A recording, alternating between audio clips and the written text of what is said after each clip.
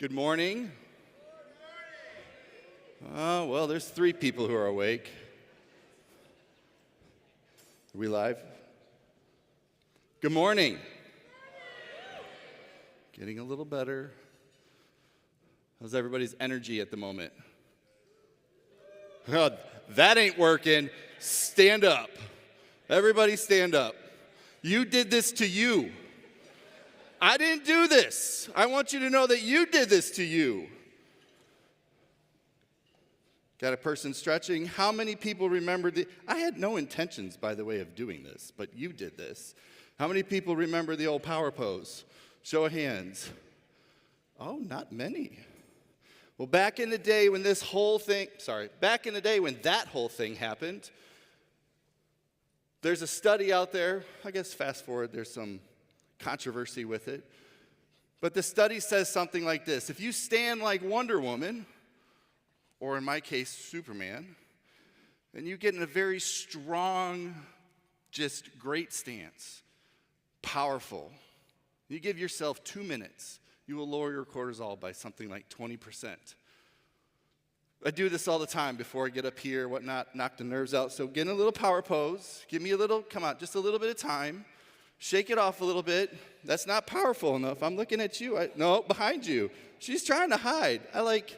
Be badass. It's okay. While you're standing there, I want to say thank you.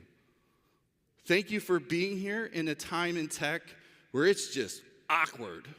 And I don't mean because we're socially awkward at times. I just mean because we're taking billion-dollar platforms and renaming them to letters. Or companies are just firing people. I want to thank you for investing really in yourself. I want to thank you for taking the time to be here and be present and learn. We're not giving up on the fact that why we're here is important. There's a lot that we can do in person. There's a lot that we can do online. And neither of them alleviate the other. You can get out of your pose and sit down. I love you all for doing that. But don't you feel better? You're like, I'm going to walk into my boss's office and ask for a raise. But I don't know what office my boss is in anymore because we're all remote. So,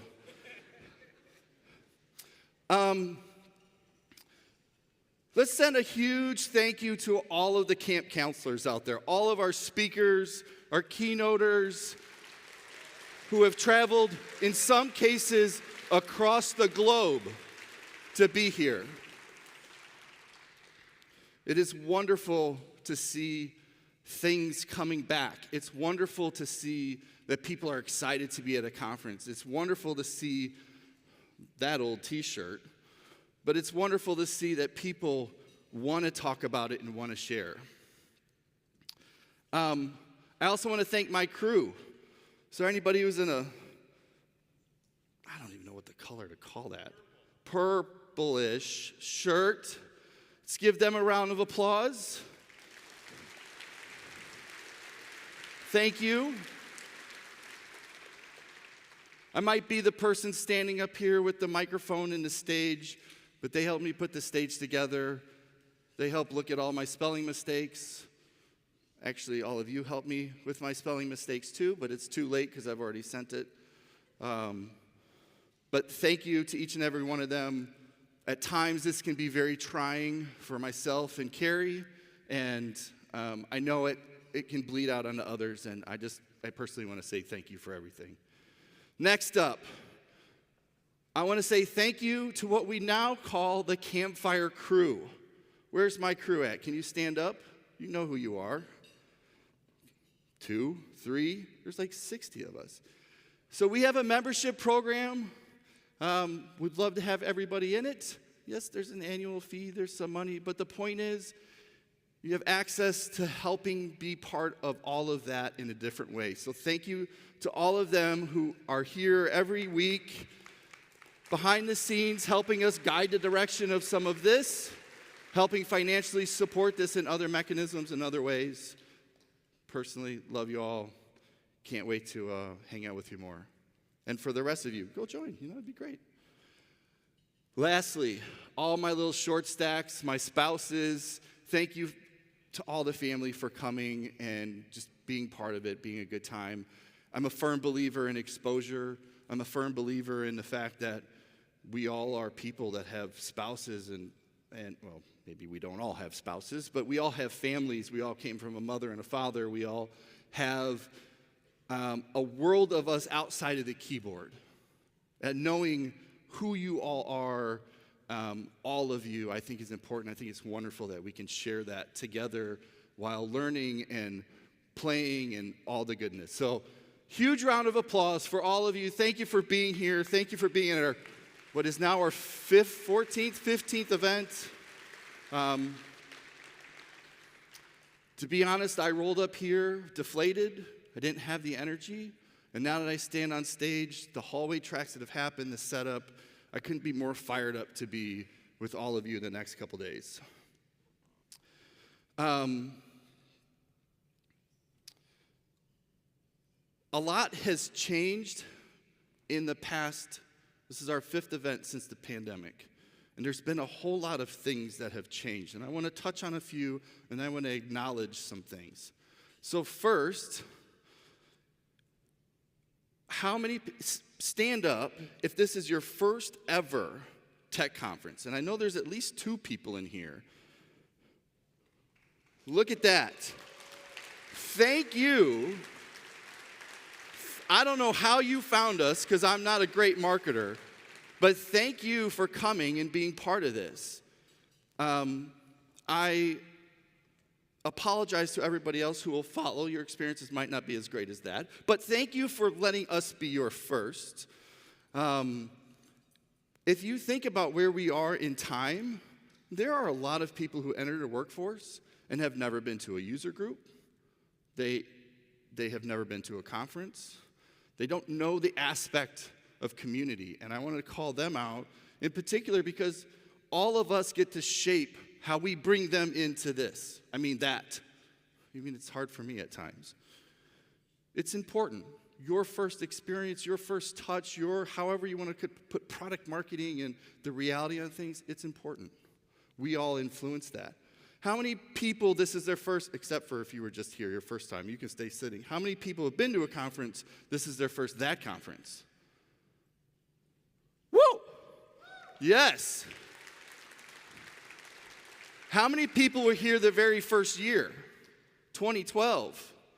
3, 4. I think we've had some. I know it's been a long time, but come on. So, thank you, everybody. Now let's get serious. I want you to legitimately ask yourself, why the hell are you here?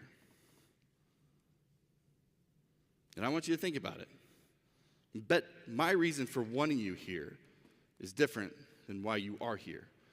But I want you to leave in the next 90-ish minutes, and I want you to have it solidified why you're here. I want you to solidify what do you want out of your next 3 days. It's okay. Be greedy. Why are you here? What do you want? Fair? Can we do that?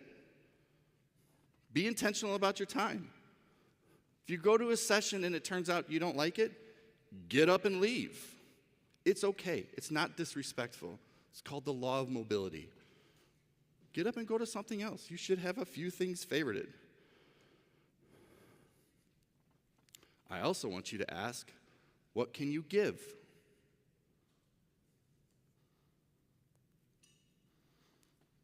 Because just because we have 130 speakers in a stage and a microphone doesn't mean that we all don't have something to offer. It just means that those are people who have created a conversation for us to all go talk about. But there's open spaces that will kick off at lunch where we all have an opportunity to create more conversations. There's 365 days in a year. We all have scars.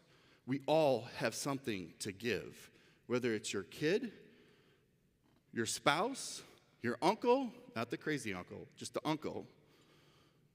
We all have something to give. And I don't want you to forget that. But I also want to ask you, what are you going to do after? Because this right now is a 4-day window that's got an array bracket around it. And we're going to do a whole bunch of stuff inside. But we don't stop. We continue to go because we're a community. So what are you going to do after you leave? How are you going to take what you wanted, what you can give, and use that for the next 361-ish days? For those who don't know me, my name is Clark Sell. I started this little endeavor in 2010. I suckered my wife into being this about 3 months before the first event. Said, hey, honey, we got a little bit of a problem. I need you. Like you, husband, father, got a couple short stacks, run a couple companies.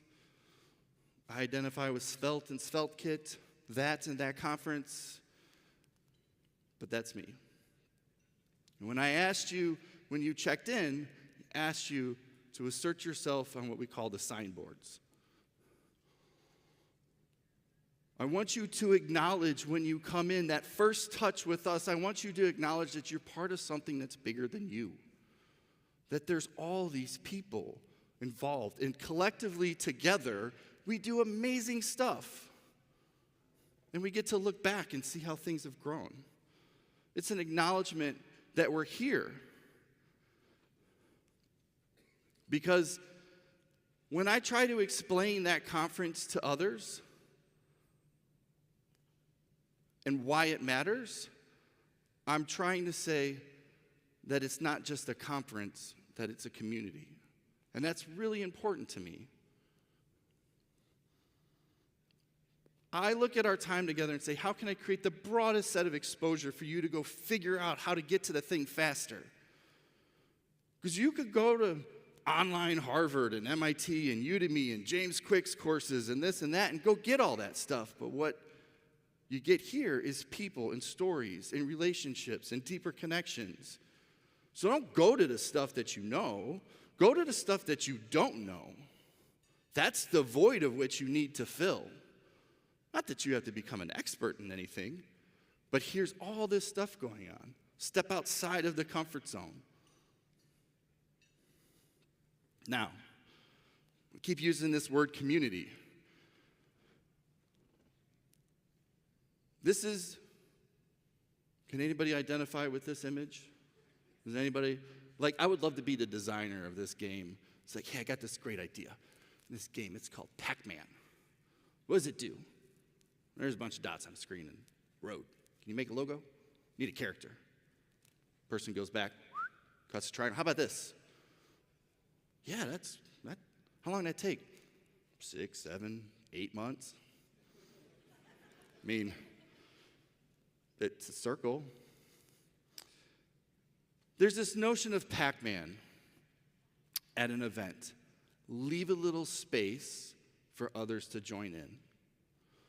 If the circle gets a little tight, make it a little bigger, leave a little space. Gets a little tighter, make it a little bigger, leave a little space. It's simple. You open the door for others to get involved. That's how things grow. I also want to say, confine yourself and be present. This is a quote from Marcus Aurelius. Confine yourself to the present. Be here. You're here. You drove to the middle of a cornfield where there's a bunch of water parks. It makes no sense. It's not easy to get here. Years ago, cell phones didn't even work. Be here. And go get it. I can do all of this, but you make your experience. At this point, my job is done. I got to make sure there's coffee, caffeine, water, food, water down the slides. We all have fun. But if you want something good, you've got to go get it. That's a picture of me. Well, it's gone now, but the picture of me decided to run 365 days out of the year. I know you can't quite tell at the moment. It was hard. Nobody's going to make me run. I can't make you open the table to have somebody else. I can't make you go to the room. I can't make you be uncomfortable. All I can do is encourage you. And I want you to be the best version of you because we become the best version of us. It's that simple. Like I said, at lunch, we're going to kick off something called Open Spaces.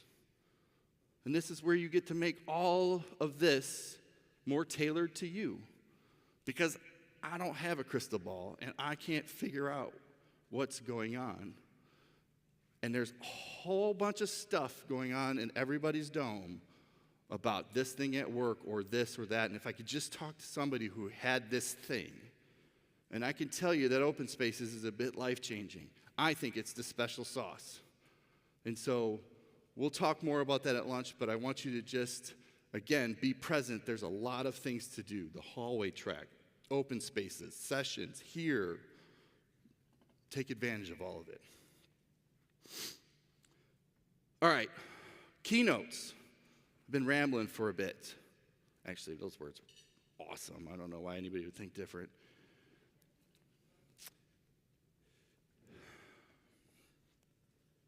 Keynotes for me are a super important part of this. It's the one opportunity that I have all of your attention because I have this mic and it's loud and I paid people to be louder than you. And we have this opportunity that I take very serious, that is, how do I inspire? How do I recenter? How do I get you to maybe be a little uncomfortable? Hell with the tech stuff for the moment. You can go get the next JavaScript framework at a JavaScript conference or whatever. I want you to be a better you. And I need people to help tell their stories and their experiences kind of at scale. And keynotes are important. And we've got 4 this year. Tejas, Taylor, Lucia, and, well, Q, or J. And they each have a different story. And it may get uncomfortable. Today, well, actually, anybody know, was anybody like, now let me just ask this. Did anybody care that we kind of didn't announce a keynote? Was anybody like intrigued by like, who is this person named Jay? Not one. Great marketing plan, Clark. Noted. Anyways, good friend of mine, James Quick, is going to do our closing keynote. He just had a little baby. So at this point, I think, oh, I see her. There's the 2-month-old. Does anybody have a baby sub 2 months? That baby. We got that baby right there.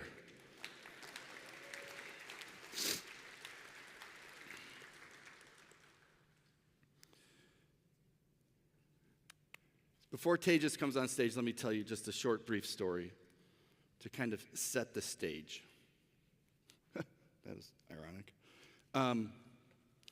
It's a picture of me, January, with my crew there, standing in a 52-foot semi-truck, asking myself, how did we get here? What? How? How did you become a person that is shipping containers full of fake trees? Sorry to disappoint you. Actually, that one's real. How did we become a conference that is in 2 different states? How are we still here after a pandemic? How is my back going to hold out to load this 52-foot semi-truck? And it turns out all of this kind of crap is heavy. Will we do it in time? Will we make the timelines? Will we make the budget? Will the people have the same passion for what I do? What were the steps that led to me standing in a semi-truck that I thought it was a great idea to do 2 of these a year? I heard one person laugh. They get that. I'm a big believer in things happen for a reason. And we often don't know what that reason is. I personally can tell you that I can stand up here, Grady, and tell you what I want out of this conference. I would hopefully like to get another consulting gig. I would like to connect deeper with a whole set of individuals that I have written down. I was extremely excited to finally meet Tejas in person. But Tejas came about years ago through the community, through an individual coming here, through somebody believing in us and saying, in fact, it was James who said, you need to become friends with Tejas. Cool. Who's Tejas? Dude lives in Berlin. Great. I'll use X, Y, Z Twitter thing, and I'll get to them. Or an email happened. And now Tejas is on stage. And there's going to be a fallout of things that are going to happen as a result of Tejas being on stage. And you think back to all of our actions, they do a thing. They connect us, how we're present, what we do here, how you're here, where you're going to go. Are you going to run 366 days straight? Should you run 366 days straight? Who do I know that's ran 366 days straight?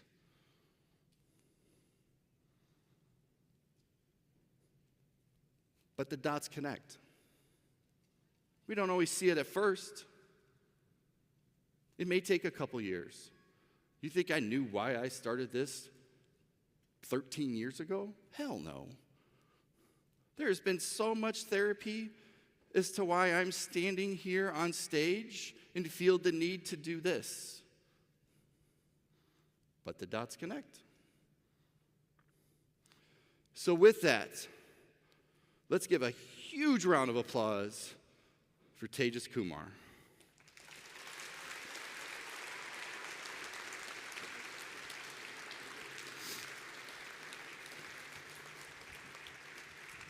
Good morning. Good morning, That Conference, Wisconsin. It is such an honor and privilege to be here with you today. What an intro. I mean, thank you so much, Clark.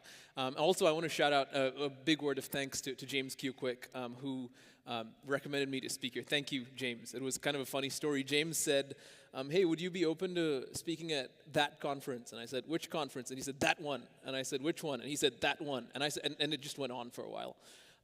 But I'm honored and thankful to be here. As Clark mentioned, my name is Tejas. That's pronounced like contagious.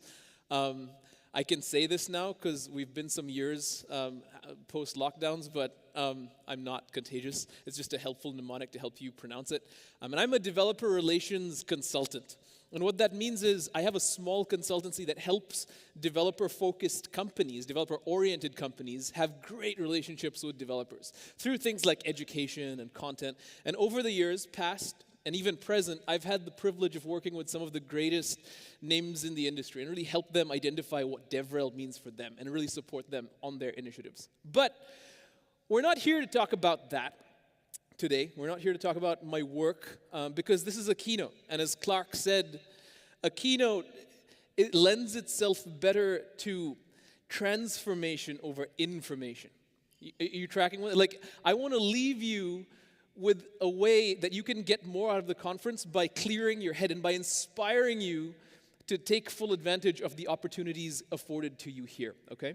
So to do that, let's talk about you. We're going to spend a considerable amount of time talking about me, but before we do that, I want to talk about you because that's why I'm here. That's why Clark is here. That's why the team put in all of this effort, right? We want this to be a historic day in your life, a day where you came away inspired with deeper meaning, deeper purpose, and a lot more. So if we talk about you, I want to open with a question. Where did you start? Where did you start? Surely you started something. You started a career. Maybe you started a relationship. You started going to where did you start? And when you started, can you think back to a time where you had a plan? Okay, so I'm going to do this, and this is going to happen, and then that's going to follow. And you kind of look off into the horizon, and you see a bunch of what looks like arbitrary dots. And you don't know if they're going to connect. You kind of hope they do, but it's just, you look off into the distance and you go, okay, well, maybe. Let's see. Any of you been there? You started something and you didn't really have a concrete way forward? Okay, I see some hands. How about this? How about some of you who started a thing and you had a fixed plan? You're like, this is perfectly planned and everything's going to go according to plan. And then you found out, oh no, things went sideways. We often cannot control as much as we think we can, okay? And that's going to be a recurring theme in this keynote today. Similarly, what is your story? Okay, so you've started. Things didn't go according to plan. What happened along the way? Clark was telling me about this or that conference. Things happened in the way. A global pandemic. Who could predict that? And then, conferences in person start to come back, but then there's a recession and things always happen. Our story is more than just a linear path to success, all of us here. And I'm convinced that if you've spent any amount of time on this planet, you've got some scars. And probably a more appropriate question is one, not so much what's your story, but what scars do you have? Okay? A lot of this talk is inspired by Becca's talk in Texas earlier this year. It was about the power of storytelling. And it really resonated with me because we've all got stories. And with those stories, with those scars, I think a more appropriate question, maybe this might make some of you uncomfortable, but that's kind of the point of a keynote, is to stretch us and push us to grow. Maybe a more appropriate question instead of what is your story is, what is your damage? Where are your scars? What can we learn from them? Or are they just in vain, right? Moving forward, I want to get this really clear and I want to get this out of the way. This is not a technical talk, okay? It's a keynote. The goal, as we said, is transformation, not just information. And so this isn't tech. I'm not going to, look, over the next few days, there will probably be a new JavaScript framework or a new whatever. That's not the point of this. The point here is to leave you better than you started through storytelling, through science, and through lessons learned, okay? Moreover, I want to set the tone for this talk and the rest of the keynotes, if I'm allowed. I want to share with you a tweet by somebody who I look up to in a very big way. Someone I consider a titan of the industry. I'm talking about CJ Silverio. Anyone know CJ Silverio? Not personally or know of? Yeah, not a lot of people do. And you should, because CJ was the former CTO of NPM. NPM, if you've ever worked in the Node.js JavaScript ecosystem, NPM, CTO. And they oversaw a lot of what it took to make NPM what it is today. Right? And on Twitter, or X, if you go and look at CJ's pinned tweet, or I guess it's Zeet now, whatever. CJ says, code is never the challenge. Well-rested, comfortable people who feel emotionally safe have solved every problem I've put in front of them. Woo! There's a lot of absolutisms here, right? Code is what? Is the challenge how often? Sometimes? Half the time? Never. Code is never the challenge. Well-rested and comfortable people who feel emotionally safe have solved what problem? Some problems? Half the problems? No, every problem. So the goal here is how can we have you leave with inspiration and information that help you be well-rested, comfortable, safe in many, if not all, circumstances. And that's kind of the goal today. Okay? The plan of action for this keynote is 3 parts, mainly because I'm used to doing 30-minute talks, and so I figured I'd just do 3 of them.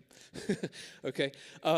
But what I want to do is start with some rapport building. You probably have no idea who I am, and that's appropriate because even I have no idea who I am sometimes. Okay, so we'll start with I want to talk to you about me. I want you to get to know me. I want us to know each other. I want to build that rapport.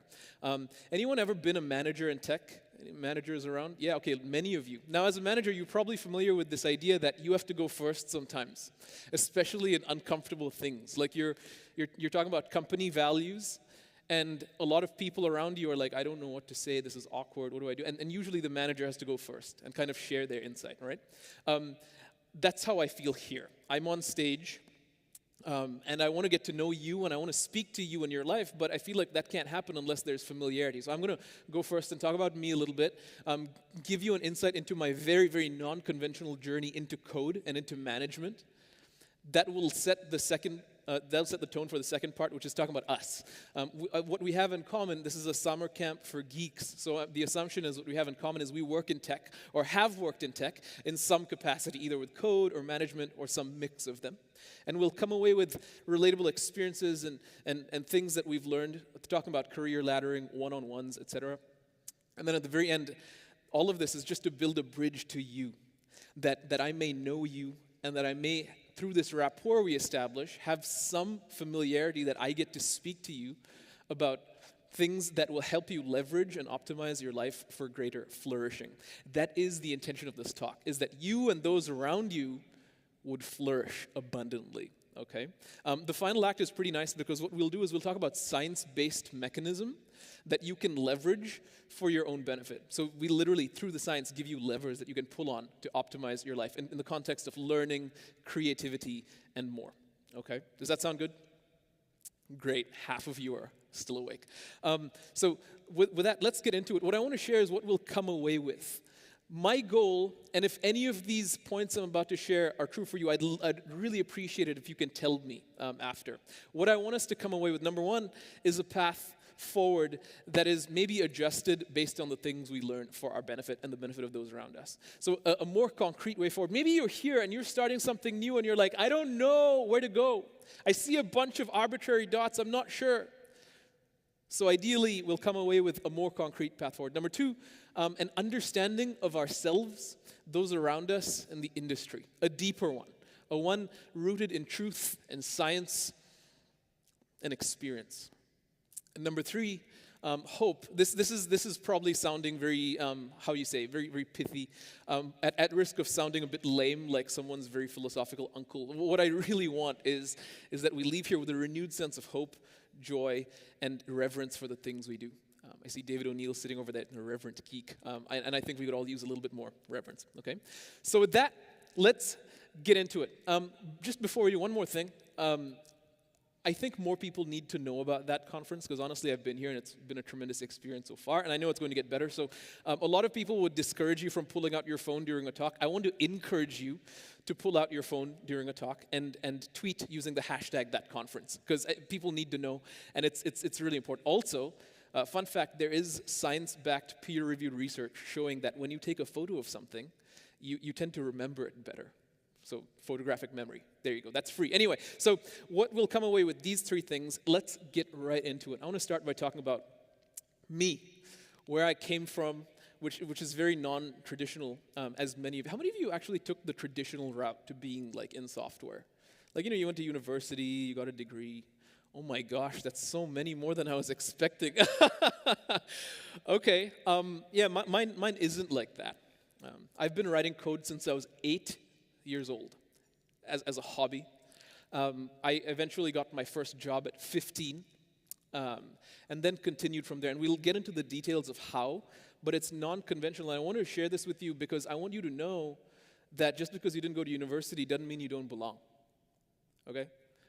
You belong in this industry no matter where you come from. And so what I want to do is share my story and then go from there. Now, this is going to get uncomfortable. Because not only is it non-conventional, there's a whole bunch of just really messy stuff. There are scars. It is a human experience. We talk about death. We talk about health issues. We talk about, gosh, I can't even bring myself to say it, but we have to go there. We talk about controversial things. We'll get to it, okay? So if you have, just consider this your trigger warning. If you're put off by things like death and abortion, maybe step outside. Okay, so let's get to it. Act 1, me. To understand where my coding journey started, how I even got to writing code at 8, even though it was like basic HTML, which is a programming language, by the way, we need to go back in time to before I was even born. Okay, I was born in 1993. We need to go back to like 1992, the end. My mom is pregnant with me. Anyone pregnant here? I would actually really be happy if there were, but I understand if there aren't. My mom was super pregnant with me, and she's getting ready. Oh my gosh, we're gonna have a baby. This is gonna be great. I was the second. I have a brother who's 4 years older, and there was a lot of anticipation, a lot of excitement, as you can imagine. Right? This was a time where children were considered a blessing, and so the doctor. Some of you got that. A doctor comes to her and says, "Hey, ma'am, I see you're excited. I see that there's anticipation. We're excited for you too, but there's a chance that your child could be born broken."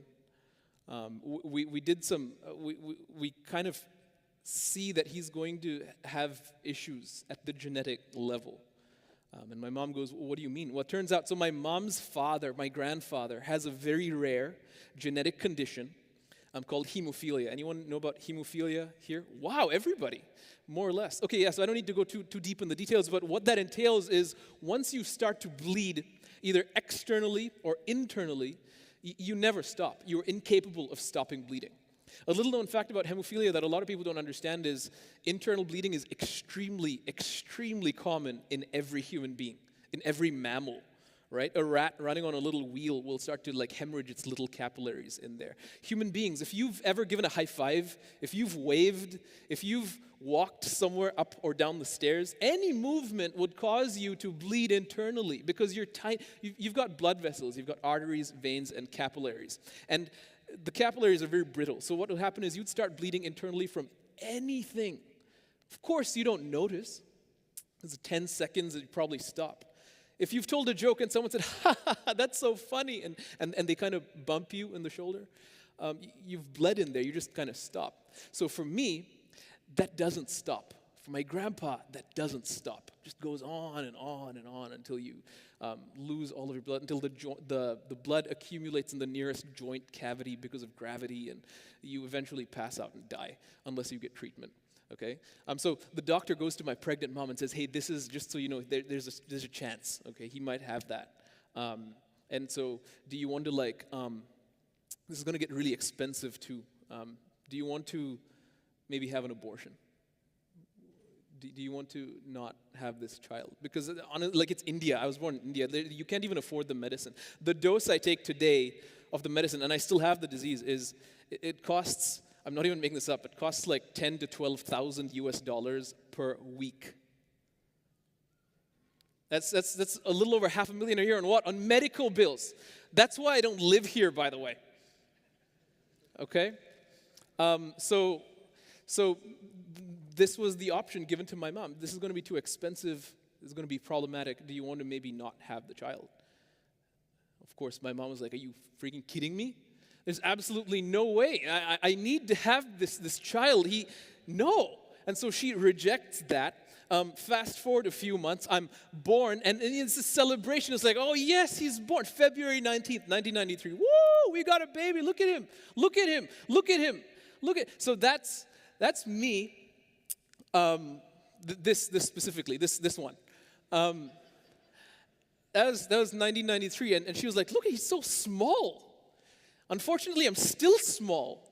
I try to build muscle, but no amount of creatine, mono, whatever seems to. Anyway, so I was born, and it's a celebration. It's really great, and I eventually got to be even a little bit more adorable.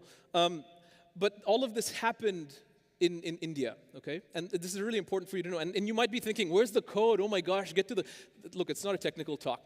Okay, but we will actually look at some code. Just stick with it. So I was born here, and everything was fine. We celebrated, but 3 months after I was born, I was 3 months old, and my mom's carrying me a lot, and she's having a great time. She's like, "Wow, my child, beautiful," but on this one instance, I just never stopped crying. I'm just going at it. I'm like, "Eh," and I'm just really unhappy. Right? And she's like, "Why?" Any parents been there where you just don't understand your kid? Yeah, okay, everybody. Yeah, so she's like, "What is with you, man? I fed you, I burped you, you slept, I don't get it." And so she's confused. She keeps at it. She's doing whatever she can. And then it comes to a point in time where she holds me in front of a mirror. Okay? And what she sees horrifies her. My elbow, this same elbow, 30 years later, this elbow here, was the size of my head. Which I don't know if you've seen babies, but the heads are massive. Okay? And so it's too big for an elbow. She says, what's wrong? So she takes me to the hospital, and the doctor goes, yeah, ma'am, he bleeds. That's what he does. So apparently I'd been bleeding somewhere, and all the blood collected in my elbow. It was very massive, and it was very painful, because when blood accumulates in a joint, it kind of separates the ball and the socket, and you have it like dislocated for a while. It's pretty nasty. So the doctor goes, yeah, we told you, this is the thing. So I guess our worst fear is confirmed. He's got hemophilia. He's got hemophilia.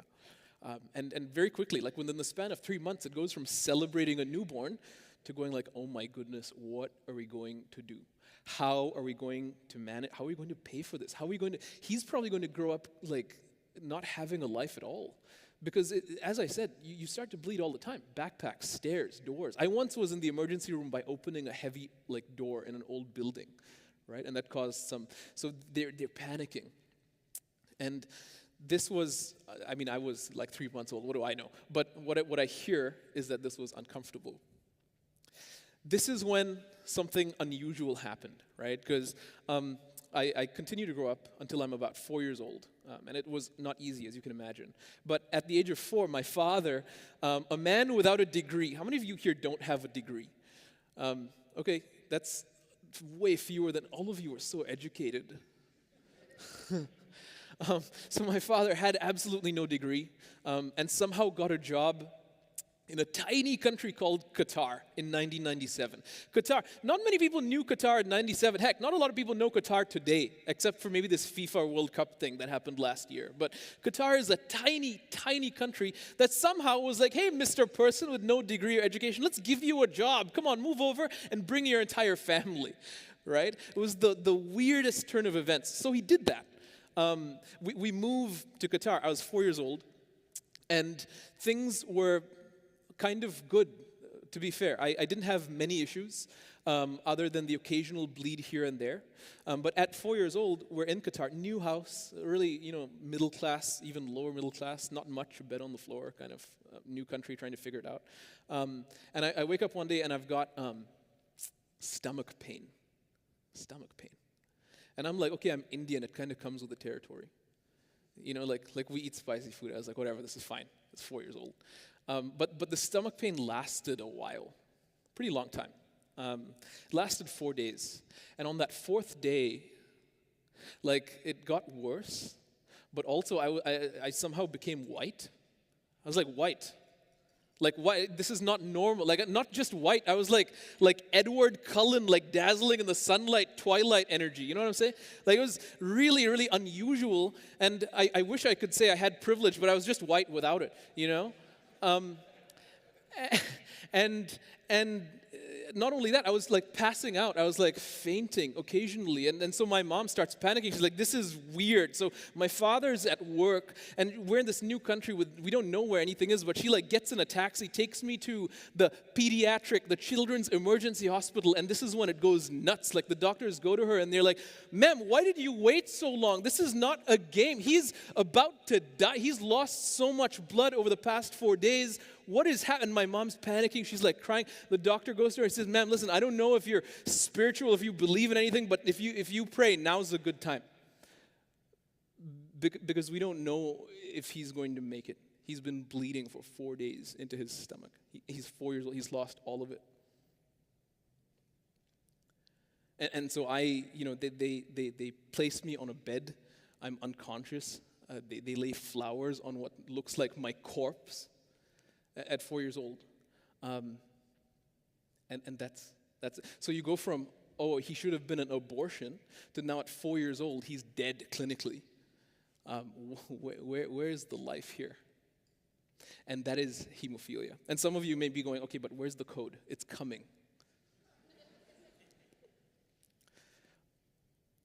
I remember waking up 3 days later of just being fully unconscious, and I saw the light, not the light, like the hospital light just above me.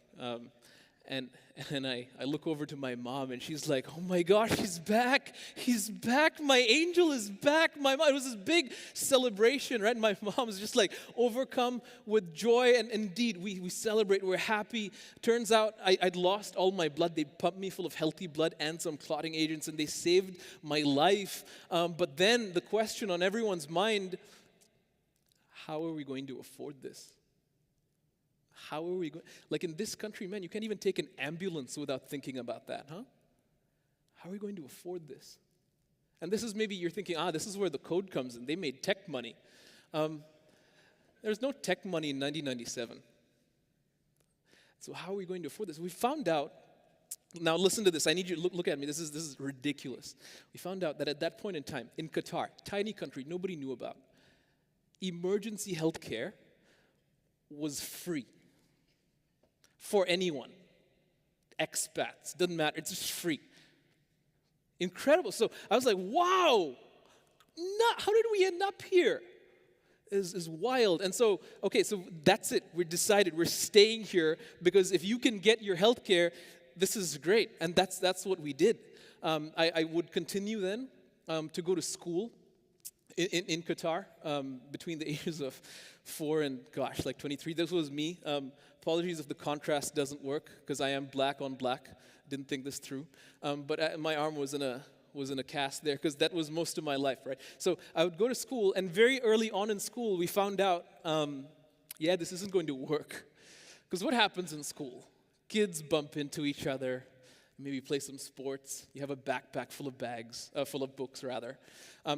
Things lead to internal bleeding. So emergency healthcare was free, but here's the condition. It was just in case of emergency. Okay? So my week in school would look like this. I'd go to school on Monday.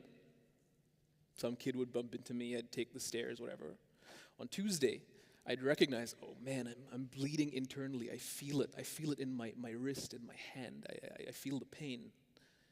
But it's not an emergency yet, so I can't get the health care. I'll just sit here and wait. And that's literally what I would sit there and wait, and the pain would grow, the discomfort. I would lose blood, but it's not yet an emergency. So I'd sit there and wait. So Monday school, Tuesday it starts. Wednesday, I've lost blood for an entire day. Okay, now it's an emergency. Go to the hospital Wednesday. They write up a prescription. They treat me for free. Thursday, recover. Friday, recover. Saturday, it's another week. And then Monday, I go back to school, and the cycle repeats for 20 years. We talk about what is your damage, where are your scars. It's 20 years of a vicious cycle of nearly dying, okay? That is where we are at this point in time, okay? So you might be asking, where's the code? It's coming.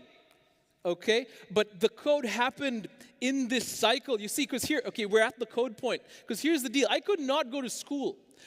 In an entire school year, I would attend 19 days. We measured 19 days of school in a school year. Okay, because anything more, and I'd be dead or too close to having an emergency that's maybe too serious. So I had parents who went to work, both of them, to make money. We didn't make a lot, but we made enough. I had a brother who was healthy. He went to school to get an education. What did I do? Well, for the 19 days that I went to school, I went to school. The other times, I was at home all day, every day. Doing what? Exactly. There's only so many things you can do before you start to get bored as a child at home. Thankfully, we had a computer. And now you might be thinking, here's the code. Indeed, we had a computer, had Windows 3.1, and had this old school Prince of Persia game, which was awesome. I love this game, and I grew up playing this game. But even that got boring. So I had this computer, and I would tinker, I would play, I would do stuff. Eventually, as I got to be 8 years old, the year I started to code, my brother was 12. And my parents decided, okay, it's time for him, that is my brother, to do something extracurricular. You might be thinking, what? Computer stuff? I don't know, computers are trending on Twitter. Wait, they didn't have Twitter back then. But computers are trending. Maybe we'll have him learn something. So they sent him to some random computer thing. My brother is a fantastic individual, okay? He was born healthy. He had a 50-50 chance of having my thing. He didn't. He got away lucky. But believe me, he feels the weight of me having it, right? He's got what I would consider survivor's guilt, where he's like, it should have been me, how could you have it, and so on. So now he's this person who, like, his entire life is dedicated to making things equal. He wants to end world hunger. He wants to equal opportunity everyone because he watched me not have equal opportunity, etc. He's this kind of person.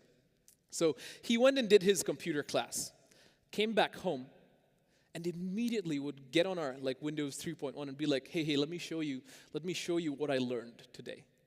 Because he wanted to level the playing field, wanted to include me. Fantastic. I want to pause here for a question. Who can you do this for? Who can you include? Who doesn't have equal opportunity that you could maybe level that playing field a little bit for? Because my brother, it was fantastic. Without him doing that, I wouldn't be here today, okay? So he showed me what he learned. What did he learn? HTML. He would open up Notepad, and he started to write angular bracket HTML. He's like, do this. Angular bracket, head. New line, tab, angular bracket, title. He went like this, right? He was very opinionated. He was like, listen, you can't not use tabs. You have to do it this way. And so it was very opinionated, and so I did. And we'd save the file as something.html. And he's like, okay, now watch this. And he would double click it, and it would open in Internet Explorer 5. And I was like, whoa, because I'd been on the computer. I knew what this is. I was like, dude, that's a web page. You made a web page. What? How did you do that? And so he showed me again and again, and I was like, whoa, man, you made a web page. Now to him, he didn't quite get the gravity because he's probably been doing school and all these other things. I knew exactly what a web page was, and I knew its potentials. I was like, oh my gosh. So what ensued from here is he went to school, my parents went to work, everybody went to everything. But I spent the rest of my days literally in front of a computer. Making things. Because here's the deal. To make anything in any other way that required physical effort would kill me. But to do this on a keyboard, I could do that all day. In fact, I did. I was the computer person constantly. I built a website. I made a file. I made an HTML file, a great file. It was probably great. I don't know. I don't remember. But I made this file. I saved it as tejas.html. Called up my friend from school, one of the friends who remembered me from my 19 days. And I said, hey, his name is JB, great guy. Hey, JB, can you open the internet and go to tejas.com? So again, I just saved this as tejas.html on my computer. I'm 10 years old at this point. So I called him up, can you go to tejas.com? Why? I'm just testing something. He says, okay, but I can't go to tejas.com now because I'm on the phone. and so I was like, okay, cool, man. Why don't you hang up, go online. That's a thing we used to remember. We used to go online. So hang up, go online, go to tejas.com, see it, and then disconnect and call me back. Can you do that? He was like, yeah, sure. Weird, but okay. Hangs up. Goes on tejas.com. There's nothing there. There's nothing there. He finds there's nothing there, disconnects the internet, calls me. He's like, yeah, man, there's nothing there. Why? What's this about? I was like, oh, nothing, just testing. And so this is my introduction to what I call in myself the hosting trauma, okay? Because I just really wanted to get stuff on the internet. I didn't know how. The hosting, so I could build web pages. I built a lot of web pages, but how do I get them online? How do I get them in a place where people can access them? We still solve these problems today, but it's not so much how can we get them online, it's how can we get them online fast. So the focus has shifted slightly, but it's still a problem. So this hosting trauma, how do we solve it? So at some point, I got really frustrated. I went to my parents and I said, listen. I was 10 years old, talking to my parents listen. And I said, I need to learn, Mom and Dad, how to host websites. Please teach me or send me to something. They were like, yo, you can't even go to school. What do you mean you're going to go to a course? But eventually they agreed, and they sent me to a computer school. I wish they would send me to learn web hosting, but instead they sent me to computer stuff, which I found out later, at 10 years old, was a course in object-oriented C++. I'm 10 years old, and I walk, imagine this, man. I walk into I hobble into this room, and there's a 32-year-old computer science teacher. who's a student of this class. There's college students. There's all these people learning C++. And in walks a 10-year-old. Hello. C++, let's go. You know, and it was the weird. I was like this tall, but I learned, and we built a lot of apps together using C++. We made a greeter, so we'd read from standard in, what is your name, and then we'd be like, hello name, awesome. There were weird imports in C++. I don't know if that's the case today, but we would import things like stdio.h, which is fine, standard input out, but we'd also import like Conio, C-O-N-I-O, cone. And honestly, as a 10-year-old, I'm like, Conio, is this an ice cream? Are we making an ice cream dispensary app? What a cone? The names were weird, but I got it. And ultimately, I finished this class. In fact, here's the certificate of participation, dated 2003, when I was 10 years old. And I knew object-oriented C++, right? But after this, the teacher of the course came to me and said, so, great, you understand C++. I've looked over your work. It actually makes sense. Did you get what you came for? Do you have feedback about this course? Did you learn something? Do you feel like this benefits you? And as a 10-year-old man, I had no filter. I was like, nope.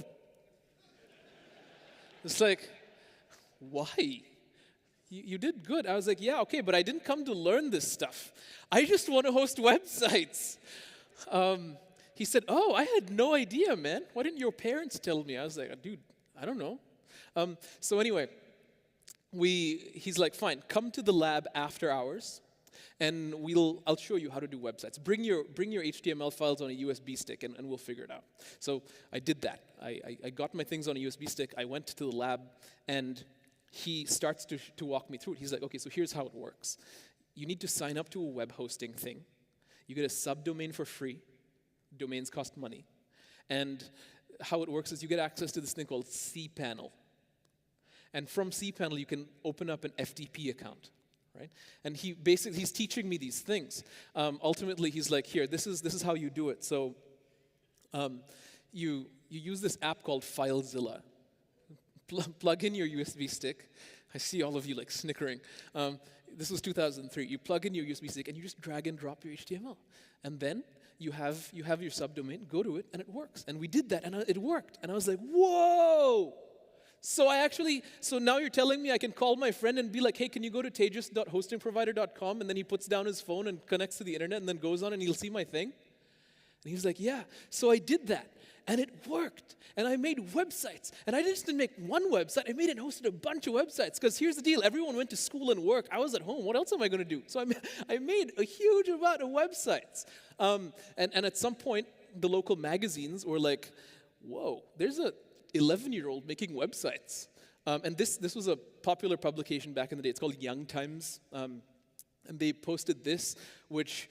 yeah, that was 11-year-old Tejas Kumar from Doha has sent us his site this week, and we're delighted to tell you all about it. I made a discussion forum. This was like OG social media. This was like Facebook before Facebook. You know what I'm saying? Like we used to get on these forums and just talk. So I made this at 11 years old, and it was in the magazine. And then the next year after that, I made another one. Called MU Extreme, which I started for like emulating Game Boy games before I knew it was illegal. At 12 years old. And then I found out it was illegal, and I was like, actually, no, this is just a general discussion forum. So at 12 years old, I sent this to them, and they kindly featured it, and it had my personal email address on it and everything, right? So this was the moment where people started to notice, and then I would go to school, and they had an assembly where they honored me. They were like, yo, a 10-year-old learned C++, what? And so people in school started going, oh my gosh, are you some type of computer genius? Remember me when you're famous, okay? And I was like, are you kidding me? I die like every week. See, because yeah, one of you got that. All of this happens in that cycle of trauma we talked about, where one day I'm fine, next day I'm sick, but it's not an emergency yet. Then it becomes an emergency, then I nearly died, then they saved my life, repeat for 20. All of this happened in that cycle. So in my head, one, I'm just going to die soon. This is kind of the territory. And two, wait, they're saying I'm something. Do you see the nexus of this moment? They say I'm something. My whole life I grew up hearing, you're going to die young, you can't do anything, anytime you try you're going to bleed to death, and now you're telling me I can make things? Woo! You're telling me I could make websites and be in magazines? What? No way. This was one of the moments where I was like, yo, when the whole world was telling me I can't, turns out I can do some stuff. Incredible. And make no mistake, this was made possible by what? By what? By code, by JavaScript, HTML, the same stuff we argue about on Twitter today made my life and career possible, okay? It was the first time I felt like, whoa, I can actually do something. I can actually do something.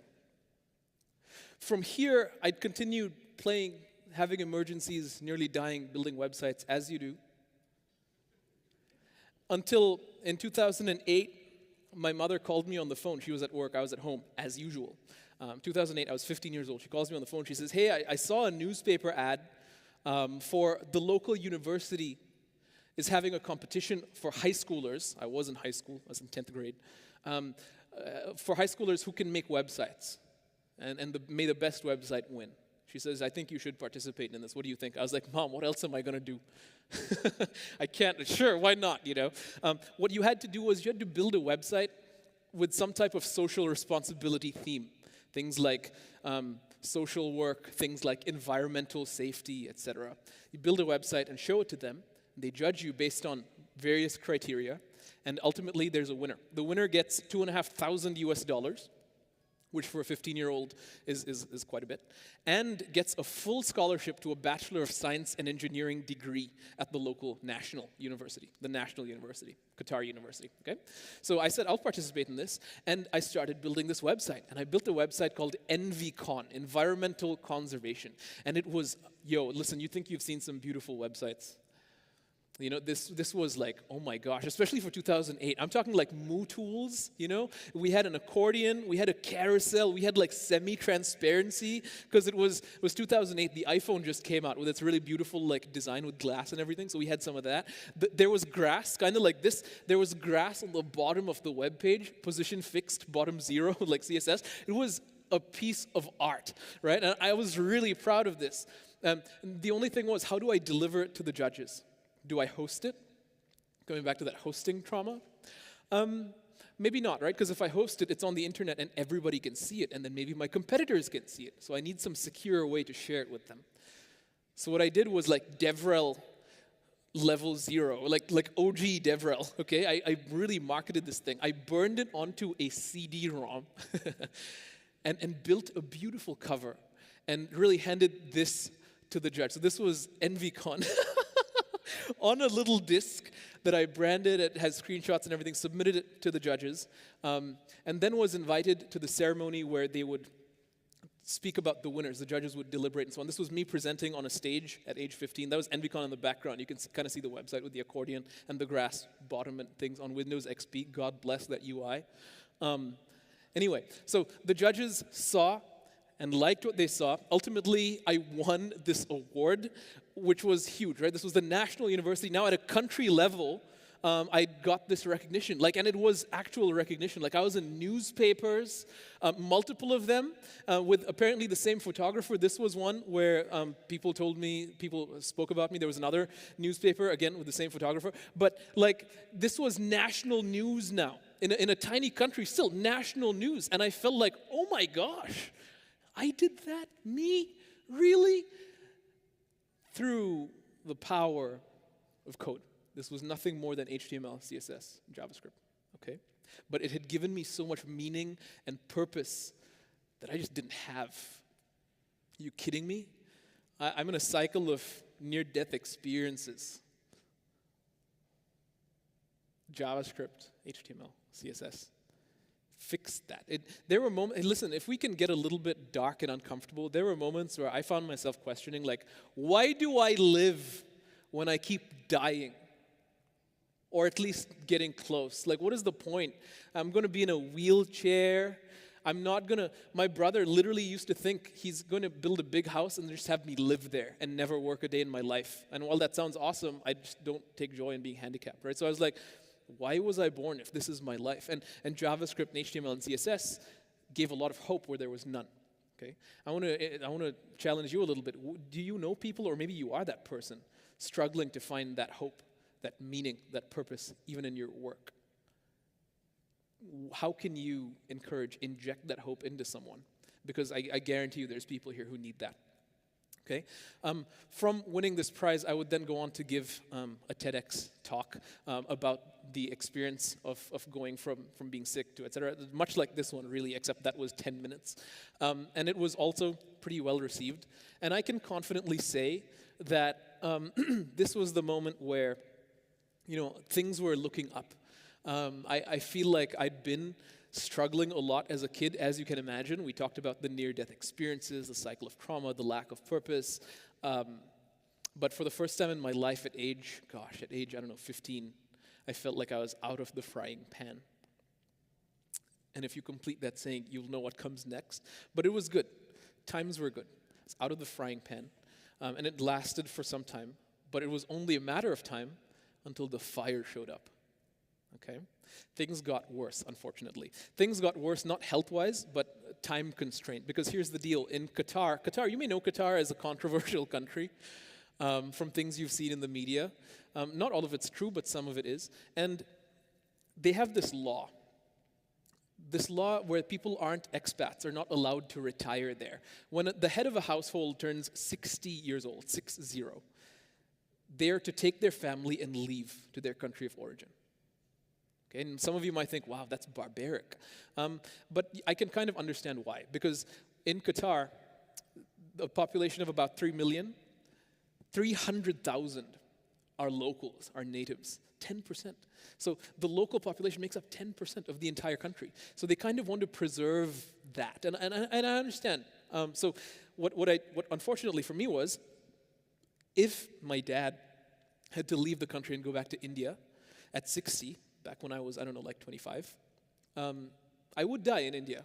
No chance. No question about it. Because not only do you have to pay for it in India, now there's a lot of work being done to help that, but I have a cautionary tale. You see, my grandfather had the same disease. He lived his entire life in India, could not afford the medicine, occasionally had to make compromises and get the cheap stuff. The cheap stuff, it's a blood product, right? So the cheap stuff was contaminated. From that, he got AIDS. And that's how he died. Okay, so I knew all this, and I was like, gosh, man, if we go back, things are going to get really bad. I could literally see the finish line on my life. So I was like, what do I do? What do I do? I know how to code. I can do that. Can I just code my way out of it? So this was my plan. I'm going to apply for jobs in different parts of the world. I'm going to apply for jobs in Canada. Maybe I heard they have good healthcare. Anyone from Canada here? Can you attest? Yeah, they have good healthcare, right? See, he's like, yes, totally. I can apply to the UK with the NHS. I can apply to Australia. I have family there. I applied to all these countries and was swiftly rejected. Swiftly. I mean, jobs, they were like, yeah, listen, like you're going to fail the health check and you're going to be way too expensive. Yes, you're going to pay taxes, but I mean, come on, dude, $500,000 a year? No way, right? So out of the question. I was like, dang it, what do I do? I heard Europe has really good health care. I noticed I didn't apply to the United States. I kind of knew things here before. Too real. Anyway, I applied to Europe, got rejected by Booking.com in Amsterdam because I didn't know about A/B testing at like 22, 23 years of age. Applied to a company in Germany that decided to take a chance on me. Note, I want to be fully honest with you, I kind of BS'd my way through the interview. Because like for me, survival was important. I'll tell you whatever I need to tell you to get there and get the health care, okay? So they believed it. Awesome. And I moved over to Germany. And this kind of concludes the first part. This is all about me, my coding journey. There was code in there, but now ideally you should understand where I'm coming from. I eventually did go on to move to Germany in 2015, 8 years ago, and that's kind of where things changed. So now I have a career when I didn't even have purpose. I'm living in Germany, and I'd like to switch to the second part of this keynote, which is talking about us. What do I mean by us? I mean those of us who work in the tech space, who are either individual contributors, who are managers, who do stuff in and around the ecosystem. Okay? And I want to do that through experiences and knowledge. By the way, the third part is not so much anecdotes, but is just like hard empirical data from papers. So that's coming up in about half an hour. But what I want to do is talk about us for a little while. I got my first job here in Berlin. And it was great. It was pretty nice to work with a team and so on, until it wasn't, for multiple reasons. So I'd go to work, and my first day on the job, I was having trouble focus. How many of you have trouble focus once in a while? Yeah, okay, everyone, more or less. Like, it's been proven now, there's plenty of data to back that we can only really focus for about 90 minutes at a time anyway. So anyway, I was struggling to focus, and my manager noticed. I was not being very productive. My manager noticed and came to me and said, hey, what's wrong? I'm noticing you're kind of struggling here. And I said, yeah, I came to this country. It's a new country. I don't know where anything is. I don't know what's going to happen if I have a medical incident. I don't know. I need to find things. He said, okay, take company time. Go figure it out. Go to any doctor. Go figure your stuff out and come back. It's fine. This doesn't count towards your vacation. It's fine. You need this. Great manager. Appreciate him. Michael Heisman, his name was. So I went to the hospital, went straight. I knew exactly where to go. Went to the head of hematology in Berlin, and his name is Dr. Robert Klamroth, really great guy. Went to him. He obviously had no idea who I was, and I said, hey, listen, I just met you, and this is crazy, but I'm a bleeder, so treat me, maybe. You know what I'm saying? And he was like, who are you? And I said, no, listen, I have this disease. I've been in this cycle of trauma. I need it. I need the medicine, please. And he said, okay, what is the brand name of the drug you were on in Qatar for free? The memory escaped me. I was panicking. I was like, what is it? I told him. It came to me. I told him. And here's what he says. Are you ready? He says, great, we're going to put you on a protocol wherein you take this medicine 3 times a week, Monday, Wednesday, Friday. It's going to be inconvenient, so instead of coming to the hospital, we will teach you how to do it yourself, an intravenous injection at home. And this will be preventative, meaning instead of in response to an emergency, you just take it and you're going to be fine. Whoo! This is a big deal. I'd never had this ever in my life. Can you imagine? Preventative healthcare. What? So cut me and I'm fine. Woo, this was a game. This happened 8 years ago. Listen, this is the moment my life began. I am 8 years old. For real. Like I started living like all of you. What? I could walk upstairs. Oh my gosh, I could start jogging. I could open old German buildings, heavy doors, and it'd be fun. People could punch me. I literally used to go to my coworkers. I'm like, hey, punch me. Go on. No, really. They're like, are you okay? I'm more than okay. Really, punch me. And they thought I was on something, but like, it's just new life, man. And a lot of people now, they're like, Tejas, you're so excitable. Why do you, like, I'll eat a strawberry and I'll go like, oh my gosh, what is this strawberry? And like, I'm pretty excitable, and that's literally because I'm 8 years old. And I view life through the lens of a freaking 8-year-old, okay? But this was a huge game changer. The lesson here, by the way, talking about us, is when you have coworkers, maybe reports that are not productive or that are not showing signs of productivity, there's usually a story there. It's almost never the case that they just don't want to work. And in my case, I just didn't know the doctor. I didn't know what to do. So given that freedom, I came back to work and I was infinitely more productive. So that's a takeaway for you. Now, I came to work. I was working. It was great. Across the room, I'd hear my coworkers go like, ugh, man. And they were just really frustrated. I was like, what's going on over there? Who wrote this garbage code? Yuck. That's nasty. Who did this? Who wrote this Indian code? I'm the only Indian in the team. So I'm looking over, and this coworker says, Tejas, where are you? Come here. Calls me over to his desk. I'm not even making this up. Calls me over to his desk, and he's like, who wrote this? Who wrote this? I was like, bro, it's called Git blame. I didn't say that. I was like, I did. He's like, yeah, of course you did. You wrote this nonsense Indian code. Shame on you, man. You shouldn't do this, dude. Like, this makes our app so brittle. At least test it. And would go on and on about how Indian code is bad, first of all. They made a mistake hiring me. I don't belong here. Get your stuff in order, etc. And on and on. It's bullying. This happened a lot. And I'd like to tell you this was an isolated incident, but this was every day on the job.